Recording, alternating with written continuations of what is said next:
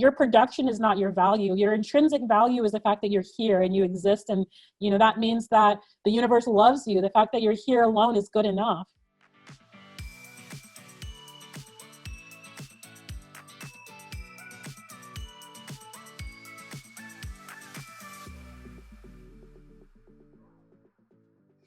Hi, everybody. Welcome back to The Vegan View. So today we have on social justice advocate, EA, from EA Loves Life. She speaks on interconnected liberation within all social justice movements and on how to create a more compassionate vegan community while dismantling the capitalist structures from within. Please welcome EA. Yay. Thank you so much for having me. It's my pleasure. Oh, we're so honored to have you on. Everything you post is it just hits all of us so deeply. And I don't know, when we started The Vegan View, everything that you touch on and talk about is something that we intimately talked about together before we even started, like feminism, including all sorts of people from all walks of life in the vegan movement, and acknowledging that it's this political movement and there's certain social implications. And I feel like you speak on it so well, and you shout out so many incredible people to follow, and following you has enhanced all of our lives. Oh my goodness. Yeah, I'm so glad to hear that. It's nice to know when the work you're doing is having an impact on people. And I'm so glad that you follow me. I would like to just start by addressing what capitalism is, because especially right now, I've noticed a lot of people, because I'm starting to learn more about this myself. I've noticed a lot of people are like, I believe in capitalism. I believe in the American dream. I believe that if you work hard and, you can achieve things. And I think there's something getting lost in translation here about what capitalism really is. And so I would love if you could kind of break it down for us. Well, the first thing that people don't realize is that none of us are capitalists. Just because you make money within a capitalist system doesn't mean that you yourself are a capitalist. Capitalists are the people who own the means to production. So those are the top 1%, the ruling class, the billionaires. Those are the capitalists. We're using our computers right now, we're using technology, and we're using that in a way to be entrepreneurs and social media advocates. But because we have these tools doesn't mean that we have developed and created these tools. We don't produce these tools. We're using tools that someone else gave us. So the people who, mine is a MacBook Air, the billionaires who own Apple, those are the people who are making money off of the work that we're doing right now. So even though you guys are using your platforms as part of your careers to make money, you're still making money. At the same time, you're using the tools that are from a capitalistic system. A lot of people think that because they're independent, they're entrepreneurs, or say they are wage laborers, because they participate in the system, that they are the capitalists, but that's actually not the case. In my family, we're all entrepreneurs.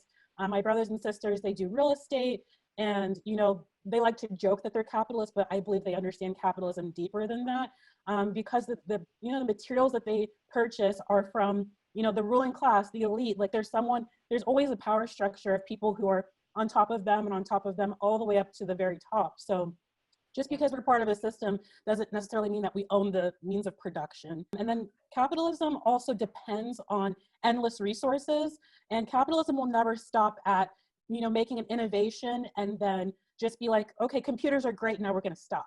They're gonna be like, what's the next computer model that we can make? And there's only so much cobalt that they can mine. There's only so many precious metals that they can take out of the earth. So they can develop infinite amount of technology, but that doesn't mean our planet will sustain the amount of resources they want to extract. And capitalism will never stop until there's nothing left. So it's incompatible with veganism. We're all about sustainability, right? And ethics and taking the least amount possible, doing the quote unquote least amount of harm. But doing the least amount of harm does not exist under capitalism, because the only way capitalism works is that someone has to be on the bottom, someone has to suffer, and someone has to be exploited. People like to say that slavery doesn't exist, and a lot of vegans love to make those slavery comparisons and analysis, but look at the situation with the ethnic minority group in China, of those people who are producing our clothing, shoes, all of the materials that we're using on a day-to-day basis. Instead of it being the transatlantic slavery system, it's just migrated to a different country. Just because it's out of sight and out of mind doesn't mean it no longer exists. But under a capitalistic system, someone has to be paid either starvation wages or close to nothing in order for us to have things. So that's what we have to keep in mind within capitalism, is that it is an endless power structure. It will not stop at the next best thing. It will continue to go until there's nothing left. Yeah, and I think there's a lot of emotion tied with the idea of capitalism versus what capitalism actually is. So people think that when you're trying to change a system that is in it, the very foundation of the system is it exploits all kinds of groups of people and animals. When you're talking about changing that and creating equality there, they think that you're taking away the American dream. All of these things are interconnected, and equality, like, no, I love how you say no one is free unless everyone is free. And I think that's what you do so well on your platforms, is explaining how these changes are just to make the world a better place, not to totally dismantle our foundation beliefs, you know? Absolutely. And thanks so much for, chiming in that part about the emotion tied to capitalism, because I think where the confusion lies is that people have been brought up to believe in meritocracy, that the harder you work, the more benefit you get out of your labor. And unfortunately, under capitalism, we're always undercompensated for our labor. So meritocracy is really a myth, because I know in my family, my parents have always worked really, really hard, but even with them working hard, no one has become a millionaire yet. We're doing a lot better financially than when we first came here, because I'm an immigrant from Nigeria. So, it's a night and day difference from when we first immigrated here to now. So we're like that quintessential, success story, rags to riches type of a family, which I even hate, because, NISHA and I have talked about the model minority myth. Yeah, I was about to say. Exactly. And how harmful it is. But even though my parents have worked extremely hard, it doesn't mean that their merit has gotten them to complete in total, abundance as it stands right now. So meritocracy is actually a fallacy. And another thing we need to consider is that competition is not what got the human race to where it is right now. It's collaboration and cooperation. Yes. Especially like in terms of capitalism, there's always a hierarchical structure, and there's like oppression and power, and who's in power and who is not is usually, when there's oppression, it is such a vast difference in power relating to veganism, the political side of veganism, and then like the consumption like mentality of like your dollar is an investment is something we always say, but we never really talk about the distribution of power within politics and voting and being actually involved in that kind of part of veganism. So I'd love to talk a little about that, because it kind of relates to everything we're talking about right now. In veganism, what we're taught from the very beginning, especially if we come in through like the social media / YouTube avenue and follow some of the top, vegan celebrities and influencers who, talk about how to make change within veganism, they typically say, you vote with your dollar, but they never explain what voting with your dollar truly means.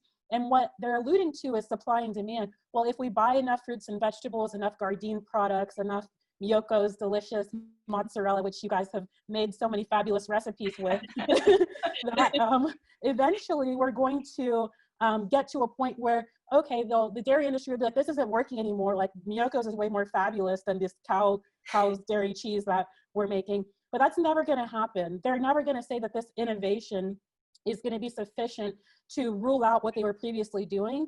And the reason behind that is, in the United States, and a lot of other countries have this as well, their animal agriculture industry is propped up by lobbyists.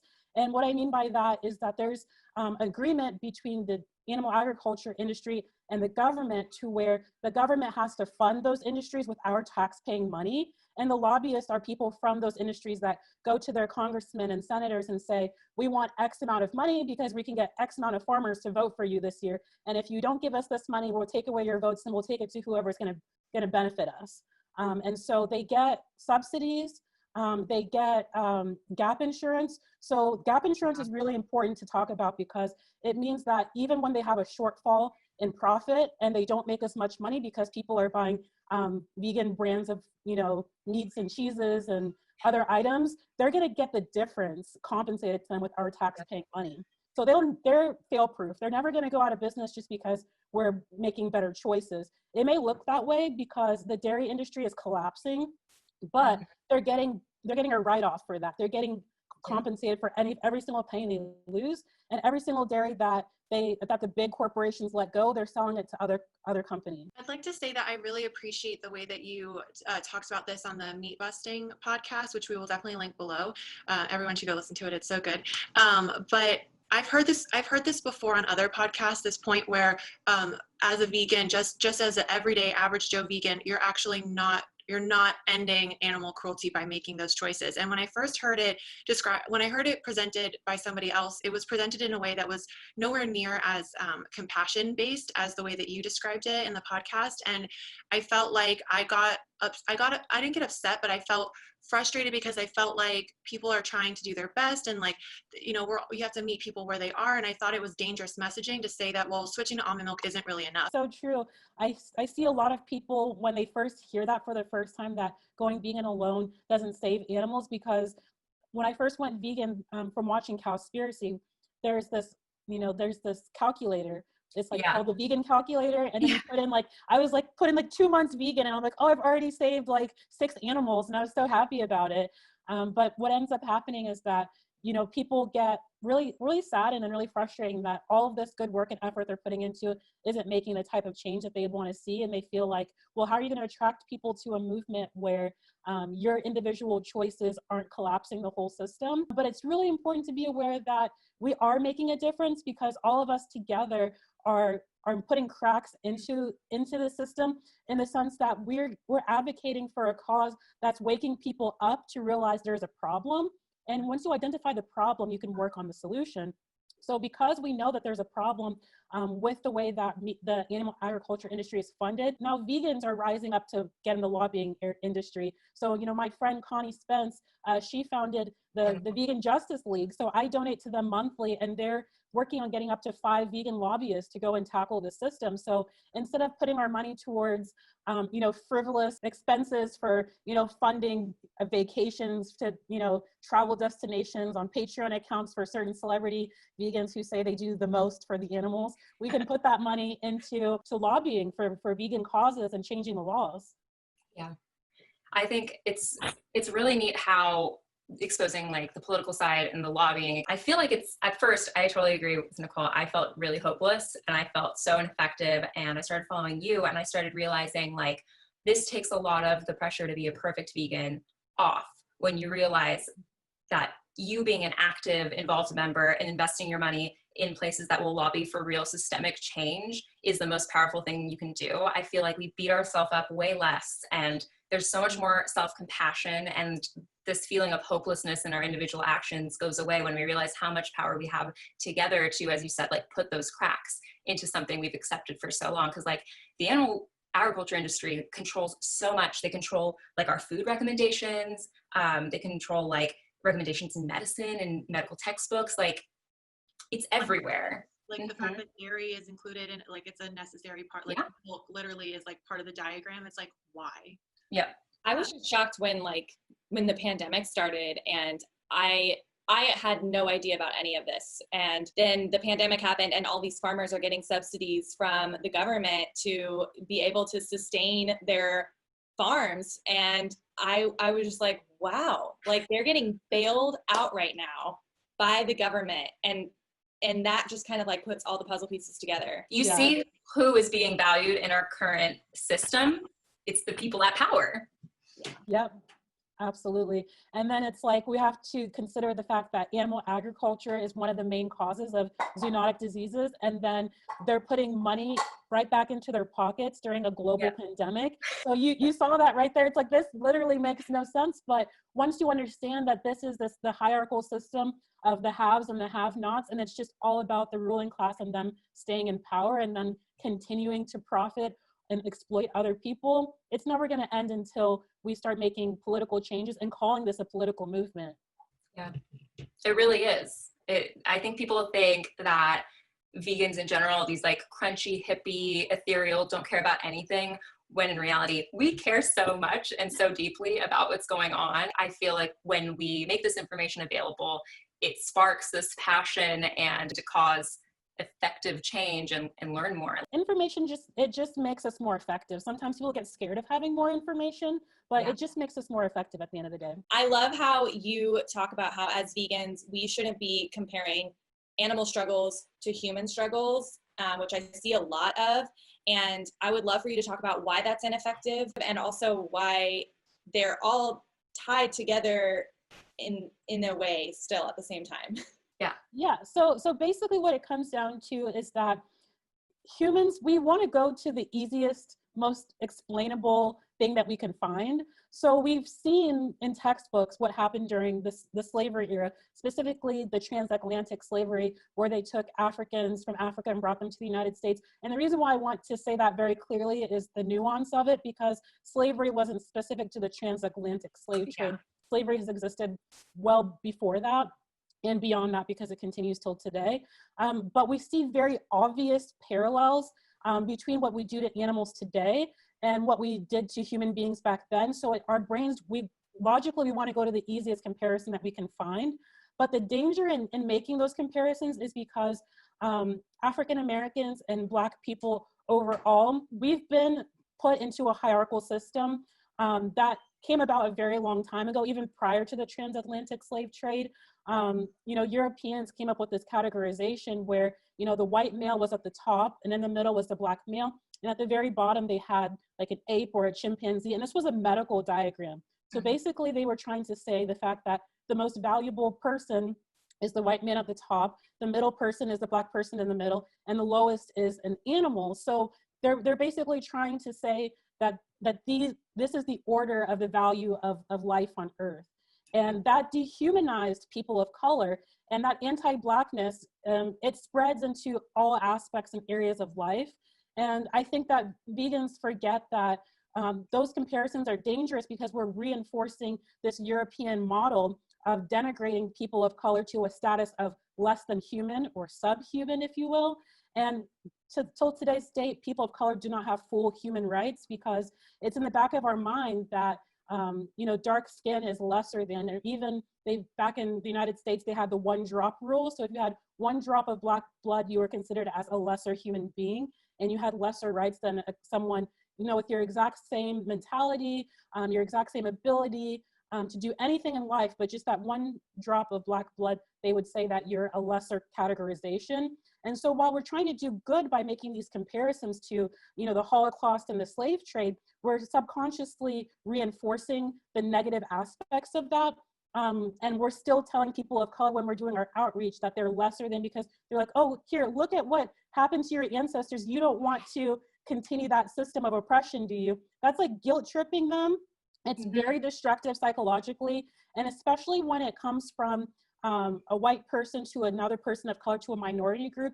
It comes off very poorly, because you're basically saying that they're still a lesser person than you. They're like, oh, look, and then you're also saying, coming from the position of someone who has ancestors that oppress that group of people, it's just this whole, it has this double domino effect of recolonization. So the vegan movement comes off as we're colonizers. And I've used the term, which for some people they find triggering, but it's not a term I invented, but it's called white veganism. And white veganism promotes white supremacy, but you don't necessarily have to be a white person to practice white veganism. Yeah. So, and I want to clarify that, because it's just the ideology of veganism that you follow. It's rooted in white supremacy. So I used to be a person who promoted white veganism, because I used to make those slavery and Holocaust comparisons, because I followed influencers who made those comparisons. Yeah. And when I was a new vegan, I didn't know better. The other reason why it's dangerous is because it's totally different forms of oppression. What's happening to animals today has never been done in the quantity that it's been done in all of human history. So you're actually trying to make a comparison that denigrates the animals as well as it denigrates people of color, because the animals still don't have any rights at this point in time. And the amount of, they say trillions of fish are killed every year, and it's like over 75 billion land animals. There hasn't been a word invented yet to describe the type of oppression that they're experiencing. The closest we have is speciesism, but it goes far and beyond speciesism, but we just don't have a word to describe it yet. So we're finding other movements and other forms of oppression to compare it to, but you're also watering down the Holocaust, and you're watering down slavery when you make that comparison. So maybe in the future there will be a better term. The closest, like I said, we have is speciesism, but we're not doing ourselves any favors when we make those comparisons. We can find things that are similar and talk about them, but to say that animal oppression is the same as slavery and make these really basic comparisons and judgments is actually hurting the movement rather than helping it, because you're scaring people away who have actually experienced those things in their lives. There's Holocaust survivors that are still around. There's people whose grandparents and great-grandparents were slaves here in the United States. It was not that long ago. Yeah. What I'm learning is that capitalism is rooted in white supremacy. And I'm reading a book right now. It's called How to Be Anti-Racist by Ibram X. Kendi. And he talks about how capitalism is racism, and you can't eliminate racism until you eliminate capitalism. And I feel like it's also the same with like veganism. They're all, it's like I'm picturing it in my head as a triangle, and correct me if I'm wrong, but it's like, until capitalism is dismantled, we cannot fully dismantle racism, and we cannot fully dismantle, we don't want to dismantle veganism, but we want to dismantle the structures that hold in place, not making veganism effective. Yes, until we all fully understand what capitalism is, fully understand how it affects these social justice movements, then we won't fully understand why it needs to be dismantled. Absolutely. I think that to understand capitalism, it's never ending education, because for most people, we were taught the law of, supply and demand in school. We were taught, that markets will shift according to what consumers want to demand. And now we're finding out that it's a rigged system. The people at the top have made the rest of us, the 99% of us, fight over the crumbs while they're holding on to the majority of the profits from our labor and our endeavors. So I think that it's so important for vegans to think of capitalism, to think of this as a political movement. Otherwise, we're never going to be effective enough. A lot of people think that, politics is a dirty word, and being anti-capitalistic means that you want anarchy and you want chaos. And I'm learning even about anarchy, because I used to have a really bad take on anarchy, and what anarchy truly is. It's more of that, it's more of collaboration and more of collective thinking. I would not identify myself as an anarchist because I haven't read any of the literature or know very much about it, but we have to start being critical of the media and the messages that the media tells us, because things that are actually good, the media tells us is bad.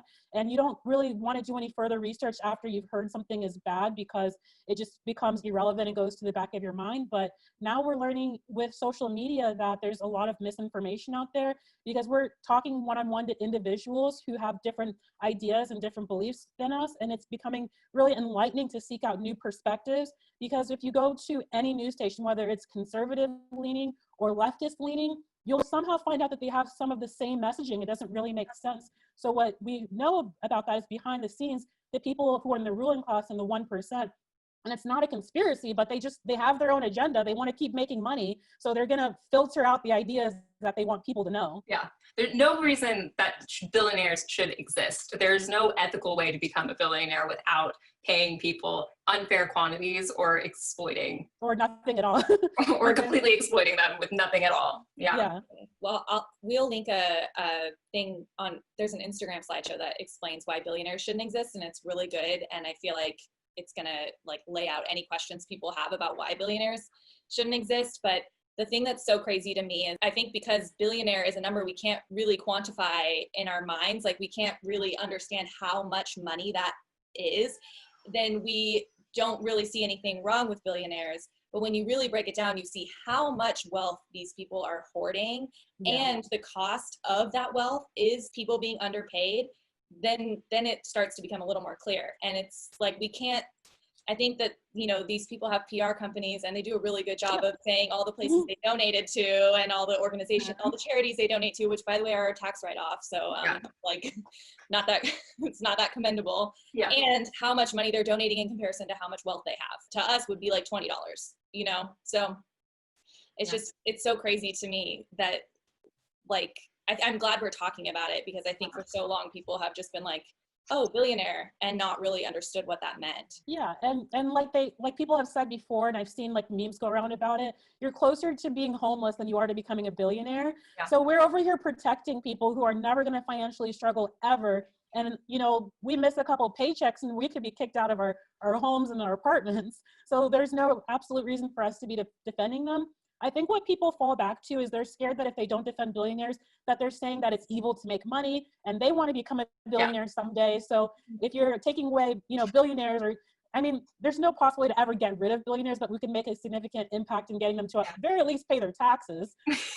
But they're saying if if billionaires go away, then I could never become one. Well, it's highly unlikely that any average person will become a billionaire. Yeah, it's not a common story. It's not the American dream. I think people think that becoming a billionaire is an attainable thing if I work hard, like we talked in the beginning, you work hard and you get there. We can all relate to that as entrepreneurs ourselves, that of course there was a time where I was thinking like, oh, I want to be the next Steve Jobs. Oh, I want, like, of course we all think that. And then once you start putting in the work and you start trying to build a business, you're like, I am never going to get there. And that is a very small picture of what entrepreneurship looks like, and not a very realistic one at the same time. And we have to think about Jeff Bezos, who owns Amazon. He has this whole rags to riches story. He started Amazon out of like the garage of his parents' house or something like that. Come to find out, he lost like close to $300,000 his first year, and his parents bailed him out. Like, who has like $300,000 just laying around? Like, yeah, I would love to touch on what dismantling capitalism looks like. 'Cause I think that will help people digest the idea of it a little bit better if they know what that means. Well, dismantling capitalism is dismantling the hierarchy that it's built off of. And it's built off of the fact that, a very small number of people hold on to the majority of the wealth where everybody else has very little. I mean, very little could be being a doctor, but being a doctor in comparison to, having the wealth of being able to buy a country like Jeff Bezos is night and day, right? So dismantling capitalism is working step by step to get rid of those power structures. And the way that we get rid of those power structures, I think, first of all, it starts with recognizing the fact that the hierarchy does exist, because people, for some reason, we want to think that everybody has an equal opportunity to become anything in this society. So we denigrate and put down people who, quote unquote, haven't done better for themselves. We're so scared of homelessness, not realizing that homelessness doesn't really exist. It's a created system. The billionaire class wants people to be homeless because they could very easily wipe away homelessness in one day. But if that fear goes away, people will start working for themselves. They'll work on their hopes and their dreams, and they'll think of the future, and they'll imagine, and then billionaires will become irrelevant. So I think that it really starts with realizing that this hierarchy exists, and it's put there for a reason. It's put there to, control us and to water down our way of thinking, and to cause us to not, dream big things and imagine big things. And we have to start talking about it, and we have to start educating people about it and reading books, and we have to start putting money into the hands of people who can actually change things. Like I was talking before, the vegan lobbyists who can change things. We can also start by defunding the police and redistributing those funds to collective solutions that will, put social workers on the street to respond to health crises, like when someone's having a mental health breakdown. I don't have all the answers to it, and I don't want to pretend that I do, but I want people to start reading books about it and start becoming aware of it, because you can't dismantle something that you don't fully understand and you're not aware of. So finding the people who are already talking about it, learning about people like Angela Davis.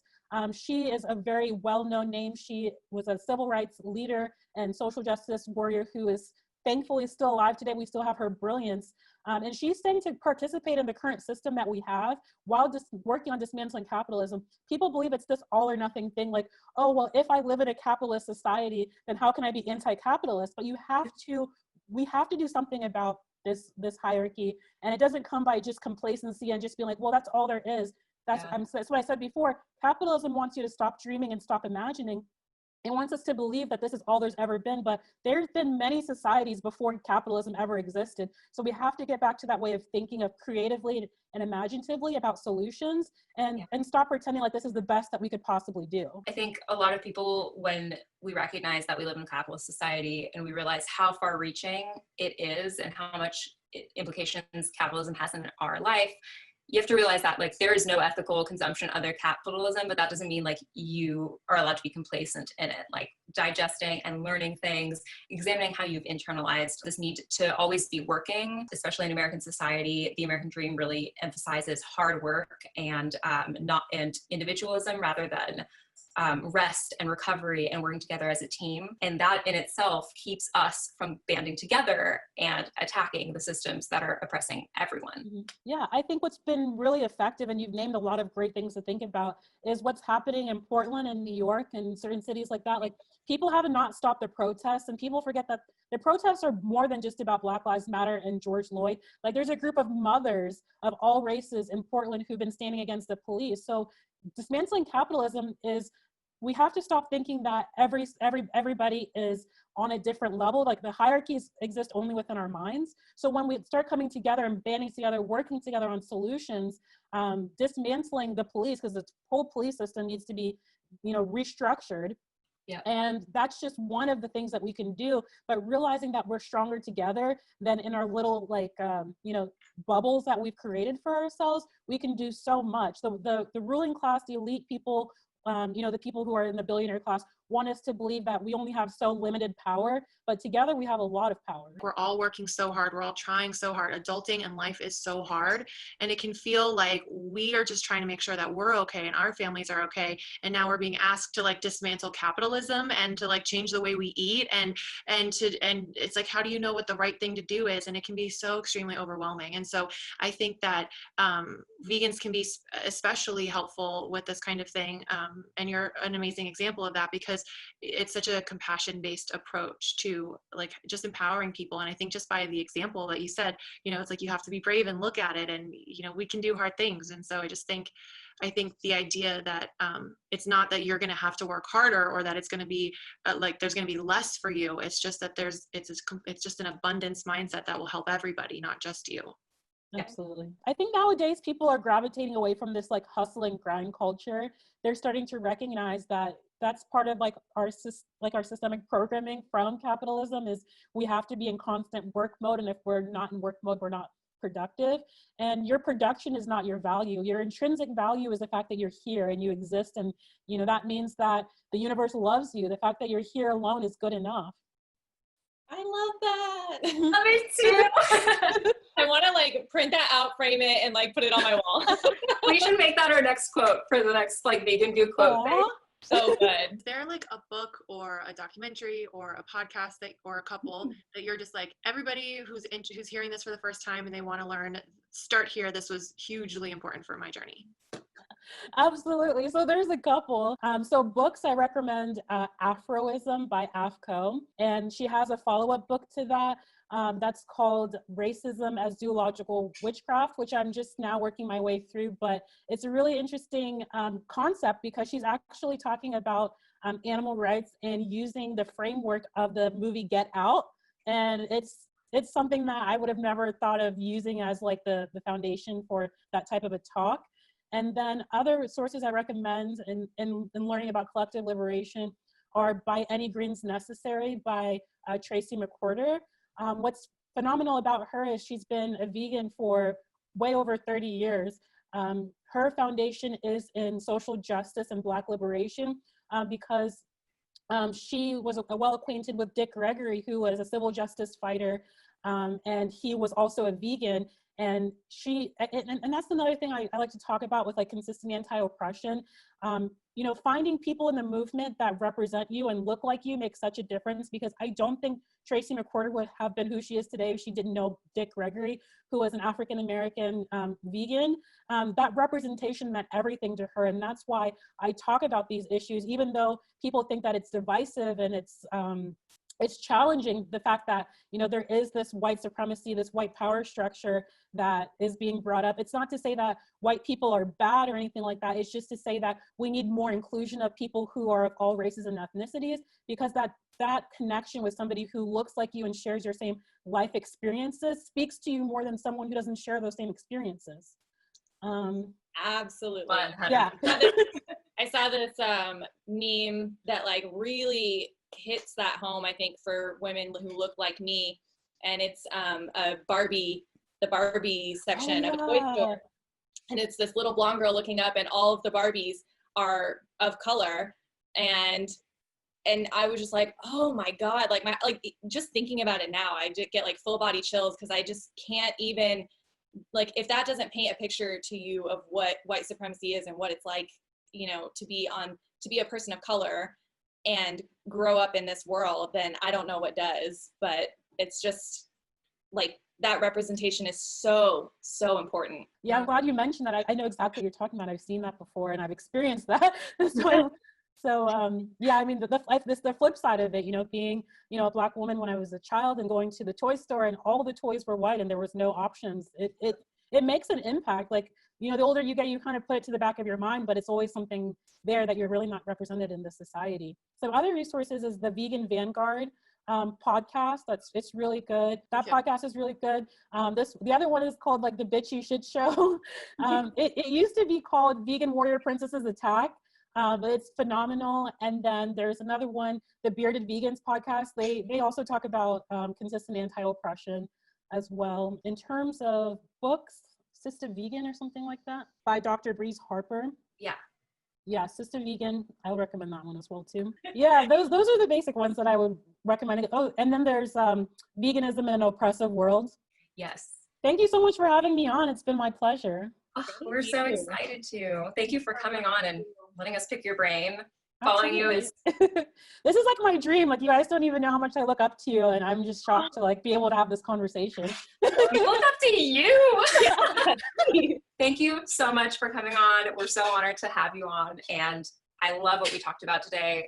This is a very exciting part of veganism I don't think we've ever discussed before, so it's an honor. We'll link everything we talked about down below. There is a just wealth of knowledge in the description box down below, as well as your Instagram. Definitely follow.